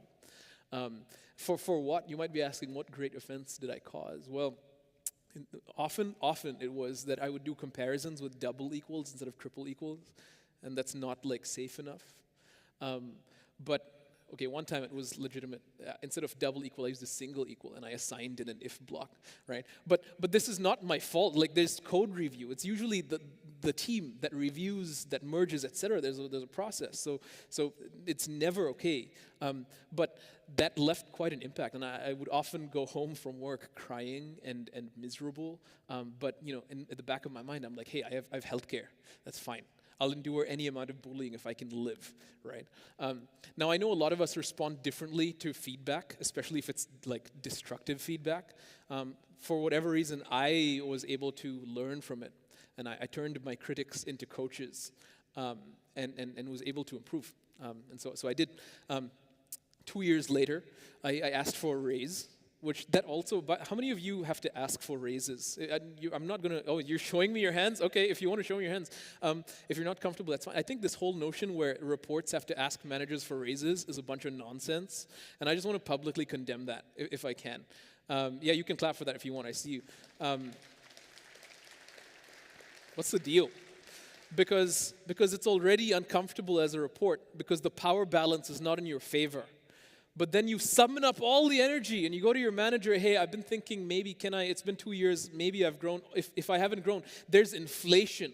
So like a raise would just give me the same money as before. Can we have that conversation? This should never be started by a report. And if you're a manager making your reports do that, that's something to be ashamed of, okay? I don't want to pull any punches. So I went to my manager and I said, hey, I've been here 2 years, I've grown. Despite the bullying, hey, why don't you just push your pixels, pixel pusher? Let the real engineers do the engineering, this kind of thing. And I kid you not, the manager looked at me and laughed in my face. Was like, a raise, you? No, come on. Surely you don't deserve, come on. Okay, let me save you the embarrassment. This never happened. Let's just pretend this didn't happen. I was obviously a little bit upset about this. I went to HR, spoke to them. Yeah, we'll deal with it. Nothing happened. So what did I do? I went on Stack Overflow Jobs. It doesn't exist anymore. It used to. I searched for jobs right there in the office. Sorted in descending order of salary. Applied to the first one. Got the first one. Literally had an offer like within a week. Went back to the same manager. I was like, hey, so I'm leaving. What? No. Why? He asked me why. I said, are you joking? And so I told him why. But is there anything we can do to get you to stay? What if we give you the raise now? And I said, the things, and this is a takeaway for all of us, the things that you would do now in response to get me to stay are the things you should have been doing all along. And had you been doing those things, I would have gladly stayed. There's a lesson in there for those of us who are managers. The moment you start taking your people for granted, the moment you stop doing what you should be doing to keep them around, the moment they can't have ideas is the moment they leave. Okay? So I left there, joined another startup, really good startup. The people were really smart, and it was pretty great. The problem, however, is that the people were really, really, really smart, or so I thought. And I'm not really exaggerating here. Like, I was the front-end engineer, eventually became front-end engineering manager, and I didn't understand the back-end. Our features were ready to go, except they had nothing to connect to. So I would talk to the back-end lead and ask questions. Hey, how do we deploy things? What does the back-end infrastructure look like? I know we use Kubernetes, but how and where? Can you explain it to me? Can you mentor me a little bit? And to which the back-end engineer lead would respond like this. This is how they would respond, okay? It was like, yeah, so when the ingress controller brings in a request past the load balancer, then the pod executes the container with the Helm chart, and then the Helm chart becomes JavaScript, but JavaScript executes only on the client. By the way, The Mandalorian's a great show. Anyway, but Guillermo Rauch is doing work to invent a cloud platform that Kubernetes does bleep, bloop, blorp, and then, the Kubernetes works. Are you winning, son? Great, Spider-Man. And and yo, I have imposter syndrome, and now it's worse. And I was like, so how do I respond to this? I'm the guy who writes the Indian code, right? So at least I was, and so there's trauma there. So how do I respond to this? Especially because now my imposter syndrome's amplified. Do I ask for clarification, or do I feign knowledge? What would you do in this scenario? I was like, yeah, sounds good, thanks. Walk away. Yeah. If you're in a tech team and you're exacerbating someone's imposter syndrome, and you would know if you're doing that, I don't publicly condemn that today. You're not helping anyone. You're not even helping yourself because you don't understand what you're talking about. And you're making someone's imposter syndrome worse. A better way is to say, hey, let's figure it out together. Whoa, you invite community. What? Collaboration. What a concept, right?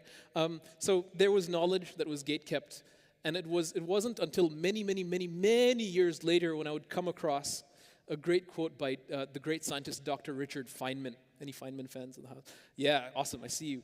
Richard Feynman, who said, listen, I'm paraphrasing, but he says something to the effect of, the true mark of one's understanding of something is their ability to break it down in plain language to the rest of us.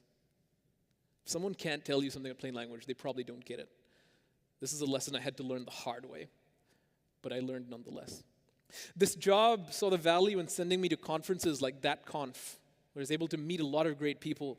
In fact, they sent me to a conference called Zeit de Berlin. This Zeit would eventually become Vercel, where I met a lot of great people. That's the value of conferences, by the way.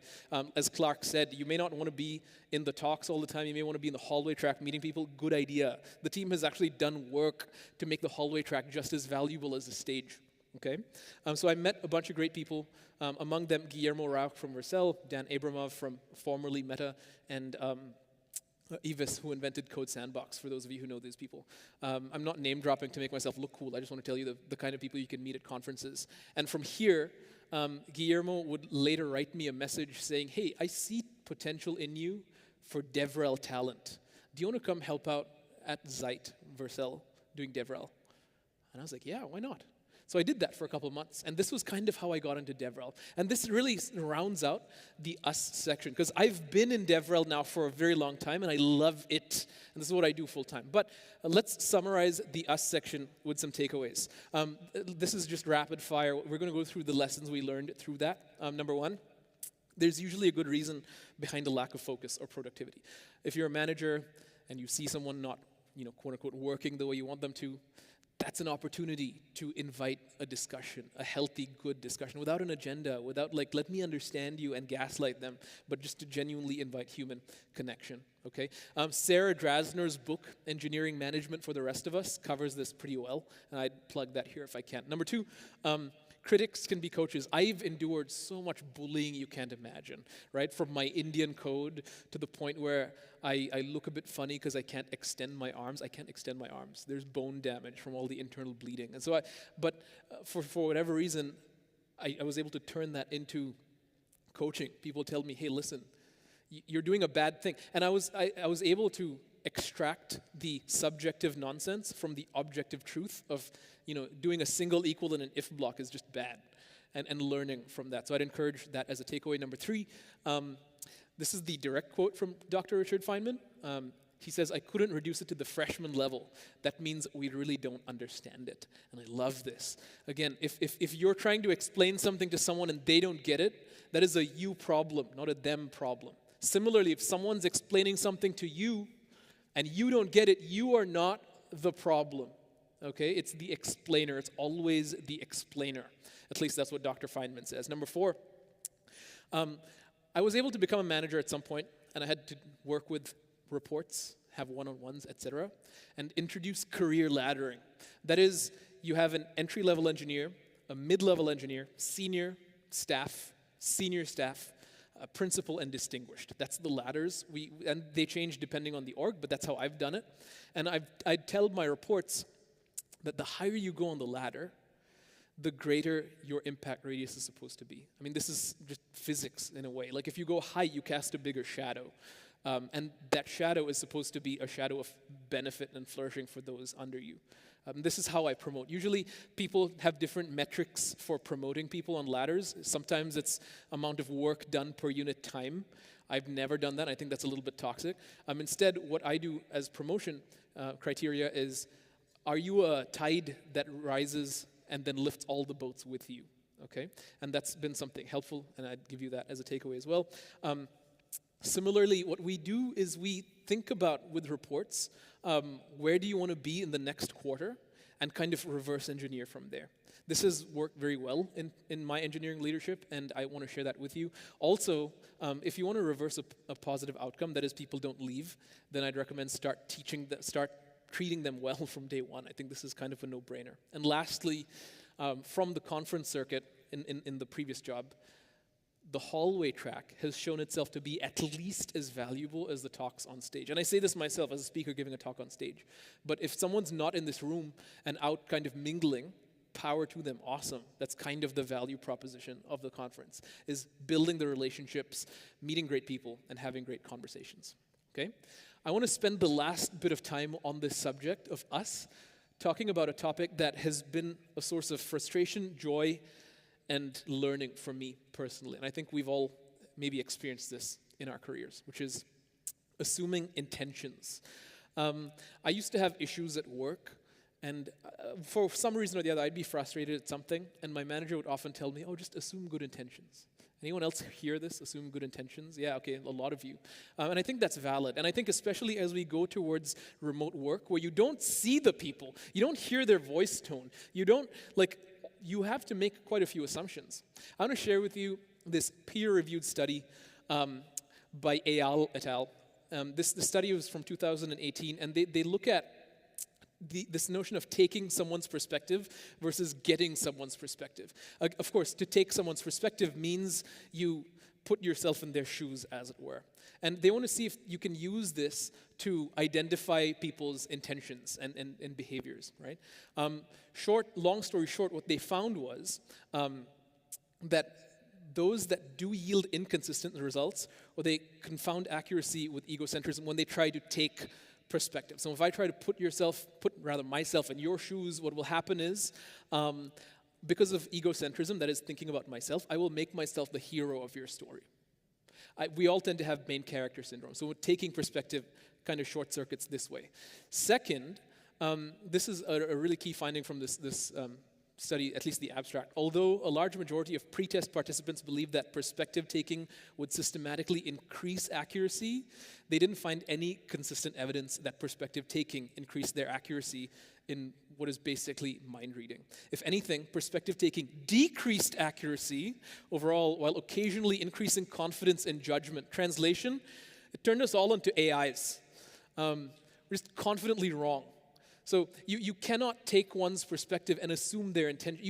We cannot read minds. We just can't. In fact, finally here, the study offers a bit of an idea. Understanding the mind of another person is therefore enabled by getting perspective and not simply taking perspective. Of course, how you get perspective is you ask them. You have a conversation, a respectful conversation. What were you thinking, but not in the confrontational way? Walk me through how you would arrive here, etc. And I want to share that with you because it's just science-backed goodness about how to go about these things, especially as we do more and more remote work. I would be remiss if I didn't come back to my hosting trauma. That's been since the FileZilla days, been a topic. And around this time now, we've traveled forward through time where we're deploying websites differently. We're no longer dragging things from one pane of FileZilla to the next. We're actually deploying websites in an automatic way. Wow! And I'd like to take some assay of the state of hosting or deployment at this time. This was some years ago. Number one, front end was great. I mean, Zeit really had this dialed in using tools like now. You run a command now, and it's deployed now, globally. Fantastic. And this was pretty easy because websites were static sites, more or less. They weren't stateful, and so it was a bit easier. The Jamstack was taking off with composable architectures, etc. But backend was harder. And that's because backend is intrinsically stateful. There's a lot of things to consider there. You have long-lived servers. You need to think about availability zones. You need to go on. And this led to the advent of what we call PaaS, or Platform as a Service. This was a time where like Heroku was in its heyday. I want to shout out Adam Wiggins, one of the co-founders, and a friend. Like Heroku was the thing, and similar, we saw things like Render, Railway, etc. start up since then. But I want to spend some time talking about Platform as a Service, because it goes back to my hosting has been a part of my career and life for years, and I want to keep talking about that here. Platform as a Service is an abstraction, right? It abstracts away cloud infrastructure. Either it abstracts away servers that you manage in a server farm, or it even abstracts away virtual stuff like Amazon's infrastructure or Google Cloud or Azure. PaaS tends to abstract these things away, and indeed is a spectrum. It's a spectrum between, do you work with metal servers, or do you work with AWS, or do you work with something higher level? It's a spectrum. And with any abstraction comes a seesaw between control and convenience. Control and convenience. So to get a lot of convenience, we have to give up some control and let the platform manage stuff. Similarly, to get a lot of control, we have to give up convenience, right? Like running your own servers is just not as convenient as just telling like Heroku, go do this thing. So we have to really carefully balance this. And unfortunately, I haven't had the best experience with this. Because what happens is, if I'm on this spectrum getting a lot of convenience, eventually I upskill. And I'm like, oh, I get this now. Okay, I want to do more. But I can't, because I'm locked into this convenience. I want more control, but I can't get it. I can't eject and get more control. A bit unfortunate. A great example of one abstraction that does this right is Create React App. Has anyone used ever in your life? Yeah, okay, the vast majority. Create React App is fantastic in my opinion, because it gives you an app that obfuscates and abstracts away all of the complexity of setting up an app. You don't write a Webpack config, you don't do much, but you get a React app. And then if you go upskill and you learn how to write a Webpack config, maybe you want to manage things yourself, or you hire someone who can do it for you, you can say, you know what, convenience, thank you, you've done your job, I want more control. And you run eject, and it does it. And there's no going back, but you can always get back that control you give up for convenience at any point, right? I wish more abstractions would do this. Because with PaaS, I found myself often, speaking to my hosting trauma, locked into certain things. For example, with PaaS, it runs, so Heroku, Render, etc., they run on shared infrastructure of the platform provider, right? They take your containers and run them on their infrastructure. I can't run them on my own infrastructure or my own Amazon Web Services like virtual private cloud. It's just not possible. And so their infrastructure is also not transparently open to me oftentimes. Number two, I get a lot of convenience, but I don't get a lot of control, okay? Number three, I don't have access, even if they abstract away AWS or Google Cloud or Azure, I don't get to use all of AWS. I get to use what limited parts of AWS they expose to me. So if I wanted to use like Render and I wanted to do something with Route 53 for DNS, I just can't. Right? I'm a bit limited. And lastly, the pricing is also rigid to their offerings. I don't get to pay them for whatever they do and then pay AWS for whatever else I use it for. So it's a bit locked in. And what I would secretly hope for is something like PaaS Plus that I call. This isn't a term, I just kind of call it this.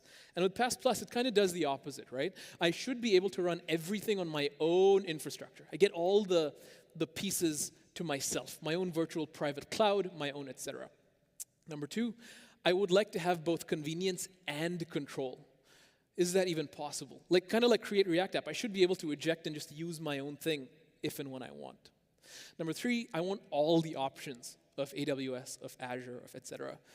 And finally, I want the pricing to be flexible. Like I pay AWS, but then if I want more, I pay on this. And this is where I am really excited about this specific platform, Flight Control. Anyone heard of Flight Control around here?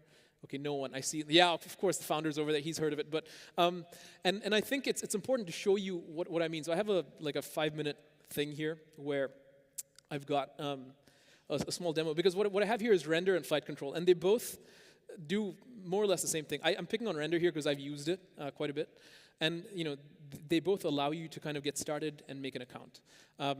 We have these accounts here on Render and Flight Control on the right. And what I can do is I can create a new thing from a blueprint. And a blueprint is just a GitHub repo that contains some configuration.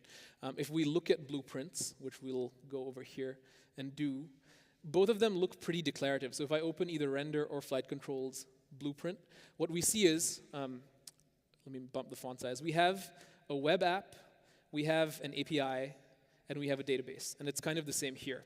API, database, web app. And it's just a big configuration file for the things we want to deploy. So what we can do is we can feed those to these platforms, literally. So I'll go here and I'll paste this repo into render. I can just do this. And I can do the same thing with flight control. So the paths are very similar, but the offerings are so drastically different. And that's what I want to share with you today. So I'll go to a flight control and I'll paste this here as well. I'll apply that. Oh, I need a name, Tejas. And I'll apply that. And I'll also apply this here. And what we'll see is, so it's creating a database, a web API, and everything on render for me. And flight control is doing the same. Let me give us some more space. Except the difference is, in flight control, all of this is on AWS, and I can at any point go and eject to AWS. I can literally hang on a second. I can literally click on the CloudFront URL and see it. Let me see if I can remove the split screen here, because the screen resolution isn't favorable. Can I separate? There we go. So here, what I can do is click on things like metrics, and it ejects me straight to AWS, where I can sign in. And it will show me the metrics on AWS. So in some ways, what you can see is flight control is just a thin wrapper on full AWS. Right? And so I can go into AWS here and do metrics and things, but I can also use Route 53. I can make whatever else I want happen. And I don't really pay anything. Like with flight control, all of this is free. I just pay AWS directly. I go to my AWS accounts, I log in with AWS, and it's just there. So I get this control and convenience really dialed in. Meanwhile, in render, stuff's still deploying. But when it does, I don't have the entire power of all of this. And I guess the internet is not performing, but I hope the point's clear. Like with one, I get a wrapper, and I can choose fine-grainedly more control. I get to run it on my own infrastructure and so on, and it's free, whereas the other one is more confined, right? And this is why I'm really excited about that. All right, it's time to wrap up. I want to wrap up this presentation by talking about you. We started with me. We used us, the career, as a bridge to you. But this is what feels like to me is the best part of this presentation, because we're moving to the realm of actionable takeaways and giving you levers that you can pull to get the outcomes you want in life. We're going to be doing this through the lens of science. We're literally looking at peer-reviewed research about what works and the underlying mechanisms of the human experience, why they work, to give you tools that you can then use in your everyday life.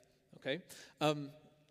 This is in stark contrast to influencer logic, which I personally struggle with, because I grew up with my disease with a lot of people saying, here's my routine for productivity. Here's what I do. If you do what I do, you'll be as successful as me. But that's never true, because we come from different walks of life and different levels of privilege and different opportunities, especially me. Like if an influencer says, I wake up and jog and this gives me power, with my bleeding disease, I just can't do that, right? Science speaks a different answer, because it's stuff that works for the vast majority of people reproducibly, okay? So with that, let's get into it. A big part of my journey has been curiosity and creativity. The reason I even got into code was I was like, how does HTML work? How do I make web pages? How do I build this thing? There was curiosity there. There's also creativity to make these forums and things. How does that work? And this is where we're connecting the dots that we've looked at through science, okay? How does that work? There's a lot of literature about this, and I'd encourage you to go do your own research, but I found one particular study that was really fascinating to me about curiosity and broad thinking, and it's this study here by Myers-Levi et al., titled The Influence of Ceiling Height, the Effect of Priming on the Type of Processing That People Use. Fascinating study. It explores something called the cathedral effect, which is this tendency for us as human beings, when we're in a very broad space with a very high ceiling, our thought process reflects that. So we tend, if we're in a place with a high ceiling, like a cathedral, our thinking tends to become more lofty, creative, and almost curious. And if you look at the best inventions over time and discoveries, things like the theory of gravity, etc., all of this happened outside, because the highest ceiling we can have is the sky, right? And so there are strong data showing that the height of the ceiling of all things affects our curiosity and our creativity. For me, as an 8-year-old who was coding, every ceiling was a high ceiling. And it kind of, to me at least, explains my curiosity there. Okay? And I would encourage you to leverage that in your own life. When you want to be more creative and abstract and broad thinking, the easiest way is to get outside. This has been proven to work here in the science. Similarly, if you constrain the height of your ceiling, if you wear a hoodie or a hat or something like this, your mind tends to lend itself better to analytical, detail-oriented work. And this is peer-reviewed research. Okay, so you can pull on those levers based on the outcome you want to achieve. Number 2, learning. I was curious, I was creative, but how did I learn? How did I learn about PHP and MySQL and all these things? What is the scientific method? What is the scientific explanation of the mechanism that leads to this kind of learning? There are quite a few papers. There's 4 of them here. There's way more than these, usually by authors Cahill and McGaugh, that explore this really fascinating phenomenon where whatever we learn, our memory retention tends to be consolidated around this molecule called epinephrine, also called adrenaline. Epinephrine and adrenaline, the same thing. But these papers study how you make memories last by spiking adrenaline after some type of learning experience. In long history past, what they would do is after you teach children something, you take them, you pick them up, and you throw them into ice water. Spikes their adrenaline, and then they learn, right? There's plenty of data that proves this. And if I think back to my journey in the beginning, we've all been there so far as in this talk, right? What I have experienced in this cycle of trauma from my childhood, I would go to the computer, get curious, learn, how does HTML work? Let's make a website, whatever. And then what happens? What follows? A medical emergency and a very high adrenaline state. And then, of course, I'd go get treated. The adrenaline would wear off, and I would fall asleep. If any of you have experienced heightened alertness for a long time, that transition to sleep after, you're just so tired, you just kind of pass out. Yes? So this is me. I was in an environment with high ceilings as a child. Most ceilings were high. I was curious. I did some learning from that curiosity, but what made the memories last was this spike of adrenaline that would happen as I went to the emergency room. Science has explained, at least to me, this whole journey where the disease that I demonized and hated so much as a kid actually led to me learning the things I learned that leave me standing here today talking to you about these things. And indeed, this is a pillar, or rather a lever, that you can pull on if you want to learn, if you want to make your memories last. So practically, what does that look like? I don't know, spike your adrenaline after a learning bout. How you do that? You could go do exercise. You could do what Clark does, run 366 days a year. You could jump in a cold shower. You could have someone slap you, but you have to not expect the slap. There's nuance. Spike your adrenaline, and this will, it's been proven over time, will make your memories last. And if you think about it, this is just basic evolutionary thinking, right? Like if you leave the Kalahari Resort and you drive home, and on like Franklin Drive or some street like this, you see something awful, like a bear ate something and pooped, I don't know, like whatever. You see something very traumatizing on your drive. There's a higher probability you will remember that road. We're primed to remember states in which we have heightened alertness. And that's a tool that you can take with you. I want to talk a little bit about trauma repeat compulsion in the literature. There isn't much literature to back this that much, but I still feel it's a thing because we all sometimes go back and relive our trauma. I know I do. You may recognize this as people who, or you may even be that person. You're maybe in an abusive relationship, and then you leave, And it's only a matter of time until you get into the next one. Could be a job, you leave a bad job, you go to the next one. We keep going back to our trauma, and I keep thinking, what is this? Because as you can imagine, I'm a person who has experienced a tremendous amount of trauma, and I keep going back to it. One example is, I spend most of my time in the gym doing physically strenuous things. I keep going back to my trauma when physical strenuous things are the cause of my trauma. Why do I keep doing this? My best read of the literature led me to this one paper. It's a review, so it's not actually an experiment. But what they state here is part of the reason, at least they hypothesize, none of this is confirmed and it's still an emerging area, but part of the reason we keep going back to our trauma is because the definition of trauma in many ways, or the trigger for trauma, is a loss of control. We get control taken away from us. If you wake up in the middle of the night paralyzed and you can't move, that's going to be pretty traumatic. If you're held down by someone and limited, that's going to be pretty traumatic. So a loss of control. And when we go back and almost pursue, when we're compelled to relive the trauma, what we're actually pursuing, at least is what the literature says, is a retelling of the story, a reshaping of the narrative. This is no longer true for me. And this is why these days I spend a lot of time in the gym, because I'm like, lifting heavy things used to lead me to the emergency room, but today I win. Okay? Similarly with code, I speak at a lot of conferences. This year I'm speaking at like 40 conferences, and this is my least technical talk. Usually it's very technical deep dives, like we sometimes will rebuild frameworks from scratch, etc. And even that is just reliving trauma, because there was a lot of trauma with who wrote this Indian code, and now I speak at conferences teaching people how to write code. So I want you to recognize in your life, what is trauma that you keep going back to? And now hopefully we understand why, and I hope you're able to retell your story and frame it such that you win. Okay? Two more things. Passion. I was texting with my friend and former colleague Iris the other day. She is an engineer at Spotify, and we were just kind of casually talking. She has a partner that works with satellites in space.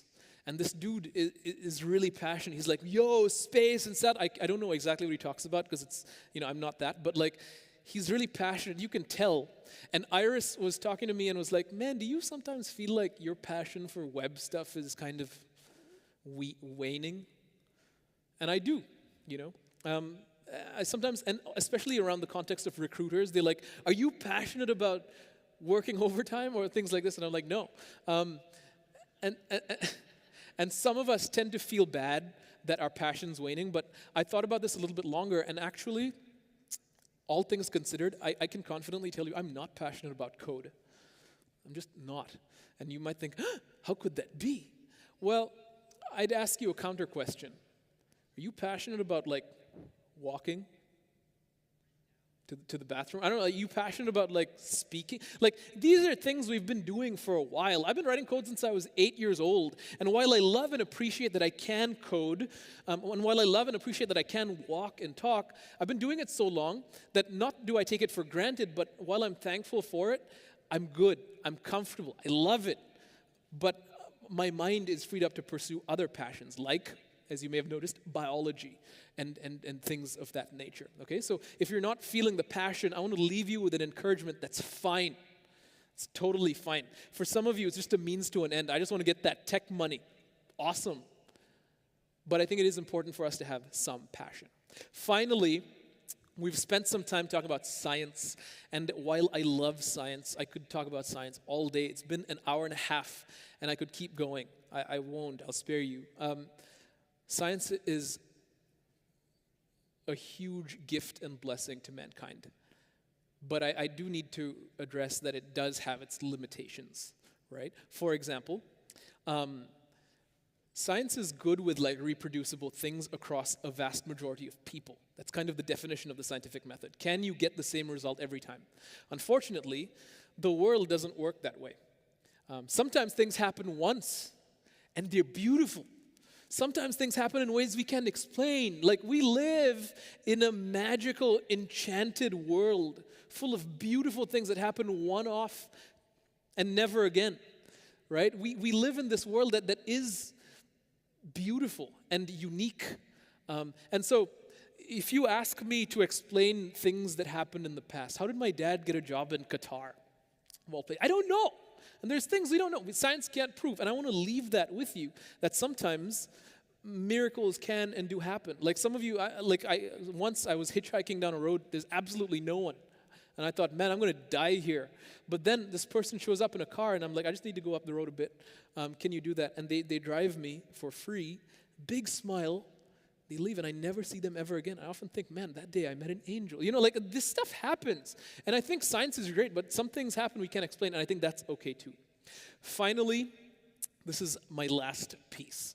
We've had a really good amount of time together, and I'm thankful for it. I want to appreciate all of you for coming out. I want to talk to you about belief effects. You might think this is some woo-woo hippie stuff. It's actually backed in science. There's a whole division of science that studies what we call belief effects. And I'm really excited to share this with you because here's the deal. What you believe influences who you become, who you are, and your entire physiology, your entire worldview. Okay? My mother used to tell me, hey, son, listen, you're sick and you have all these emergencies, but everything happens for a reason. Exactly. There's a plan, son. There's a purpose. All things work together for your good. And I was like, Mom, where's the science? She's like, no, just believe it. And I was like, yeah, but what's that going to do? Turns out there's ongoing research in the scientific community about belief effects, led by Dr. Elia Crum at Stanford. And it's phenomenal. Here's one paper. I'd highly encourage you to go read this. It's called Mind Over Milkshakes. Mindsets, not just nutrients, determine ghrelin response. Ghrelin is a hormone responsible for you feeling either hungry or full.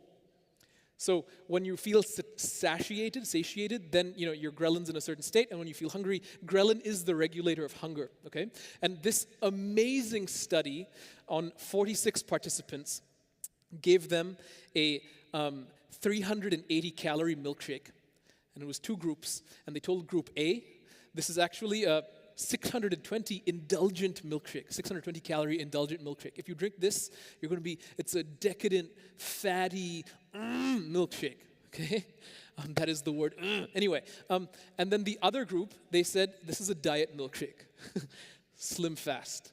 It's not, and in reality, it was the same milkshake, but they told the groups it was different things. What they found was, and if you bring up the slide, you'll see the results yourself. The mindset of indulgence produced a dramatically steeper decline in ghrelin after consuming the shake. So the people who believed it was a decadent shake, the only variable is their belief about what they were told, right? The people who believed they got the decadent milkshake felt full. The people who believed it was a diet milkshake did not. Physiology changed based on belief. Ridiculous. And you think, oh, sure, but that's an isolated whatever. There's an entire other study about mindset where they told hotel workers who do like room service cleaning that one group was not getting enough exercise, and the other group, this exercise is sufficient for muscle gain and health, etc. And of course, what they found was measures of health increased in the group that was told they were doing enough. Unbelievable. Dr. Elia Crum, I highly recommend looking at this. It's ridiculous. So what am I trying to say? I'm trying to say mindset matters. Big time.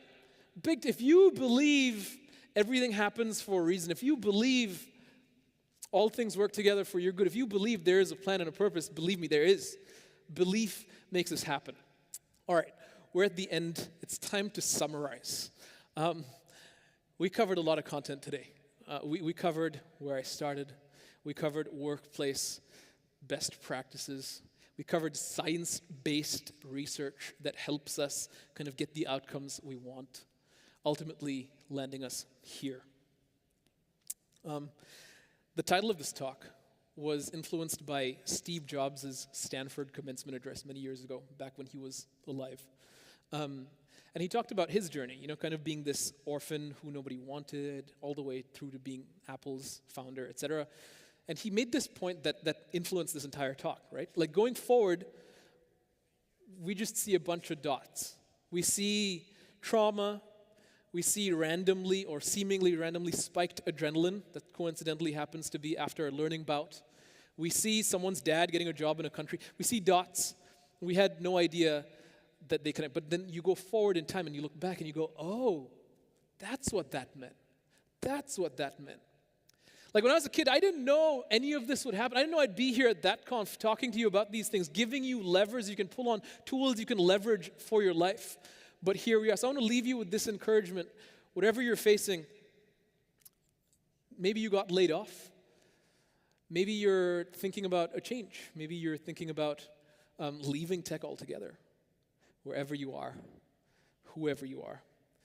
If you see a bunch of dots and you don't get it, let my life be an encouragement to you. I guarantee you, friends, the dots connect. Thank you so much for having me that conf.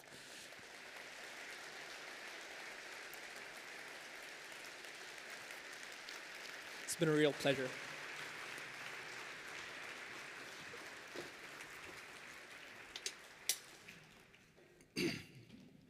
Let's give Tejas another round of applause. Thank you.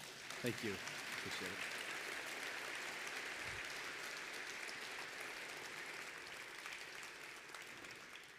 Now, I know you're all a little anxious because we're all like, this is how a thing works, and you have extended the time. Don't worry, I got you covered. Got a few minutes. Let's go through some housekeeping things. Let's start with some just straight up schedule notes. We're trying to make this room kind of active all day long. So if you're online, did the dots connect?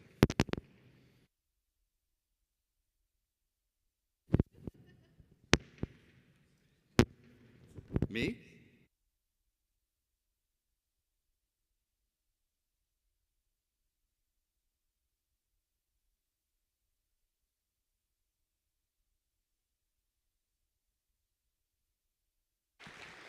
Ladies and gentlemen, that's John right there running his 5K this morning. I mean, it wouldn't be that conference if something didn't happen, whether I shut off the entire room of lights or we have to reboot screens or break an HDMI cord. All right, schedule notes. As I said, we're trying to make this here kind of this live environment, kind of like open spaces. So if you're online and watching, there's going to be things on the stream kind of all day long. Lots of great interviews and whatnot going on. I'm speaking a little fast on purpose. We're going to kick off open spaces on lunch. After lunch, there's a STEM kickoff back here for anybody who's on the family side or a professional wanting to see a bunch of sweet robots. We go to happy hour later tonight on the atrium. If you're part of the campfire crew, we've got a little social where we're going to get together and chat for a bit. Game night is in here tonight. Tons of stuff going on, inside, outside, whatnot. A few schedule changes. Brian Hogan, unfortunately, is sick, so he is off the schedule if you were planning for that. We've readjusted times. I think Becca is now actually in at that time. While they both start with B, they are completely different human beings. We ran a bit long today, so instead of a start time of 10:30 for the next session, we're just going to go 11 o'clock. So 11, give you a break, a little bit of a break. Let people get set up. We'll start the first session now at 11 o'clock instead of 10:30. We'll run it right up to noon. Lunch will be ready for everybody. We'll make sure that there's enough line so that we can do it a little bit faster. I'm going to push the open spaces kickoff to 12:30, and we'll just kind of run that up to 1 o'clock, and we'll get things back on track at 1. Does that sound good? Now, there are people who aren't in here because I know how many chairs we placed, and they didn't get this message. So if for some reason somebody looks super lost or confused or anxious, just say, hey, it's cool. We just moved the schedule. That's why we have 30 minutes between things. Tonight, 2052, a bunch of badass high school students brought their very expensive robots. You're going to see them at the STEM keynote, and then they'll be around doing stuff tonight. I want to thank Pangea for sponsoring game night. Like I said earlier, we've got a cornhole tournament. There's a whole trivia thing that we're going to do on stage. Nerds. Has anybody played Nerds? Yes. You will want to get involved in that psychoticness. Let's see, I already talked about being live on stage. All right, James Quick. He's got this idea called developers. We're going to start it with developers at that. And what I need is let's say, 30 folks who want to share 30 seconds, a minute, about something that's worked for them in tech, their experience, whatnot. He's going to travel the globe trying to just collect some experiences and some knowledge, short little bits, bites, and just kind of put a face on what developers look like. And we're going to start it with developers at that. We're going to look for some recordings tomorrow, 3 o'clock, maybe 2:30. More on that later. Where did I go? I went too far. Sponsors. Can we give a humongous round of applause for our sponsors?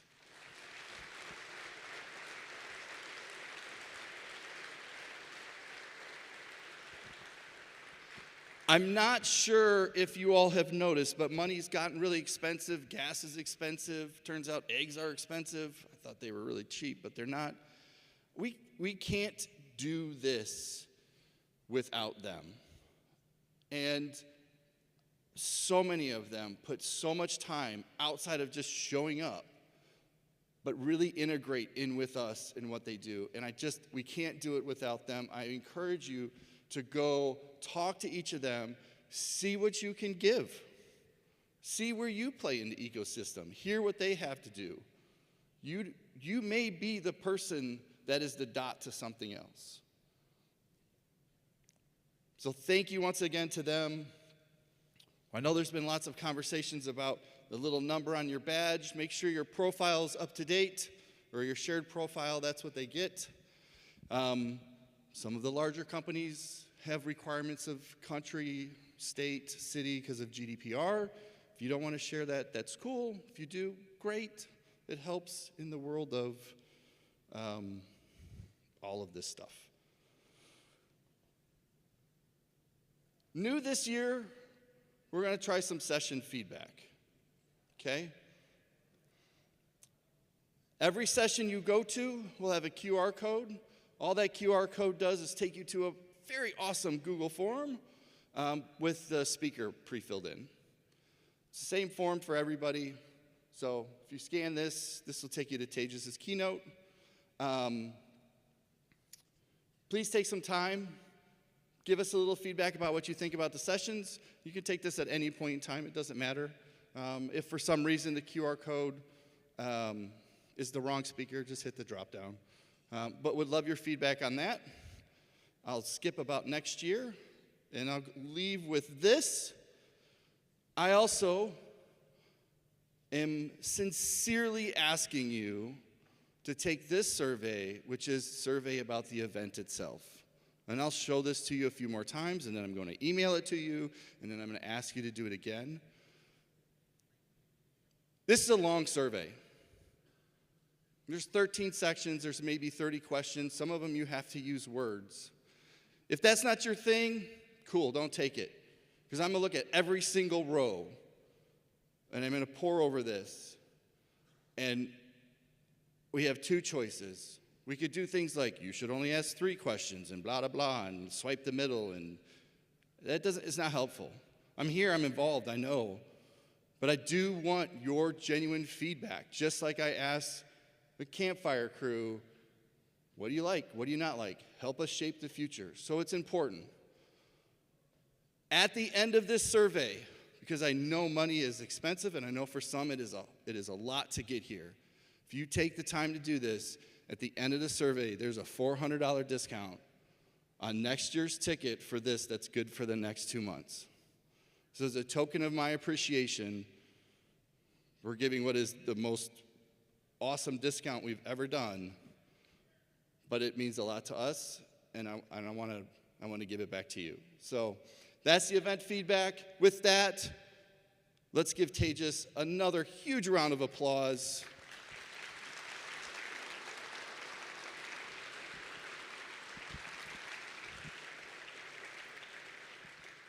The belief effect is real. I wouldn't be here. This wouldn't exist if it wasn't for that, or you, or that.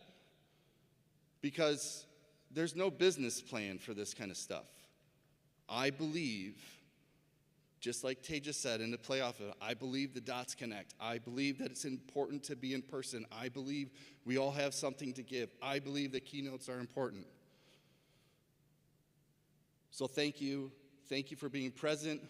You got 20 minutes to get some blood flowing, and sessions will start, well, I guess in 20 minutes.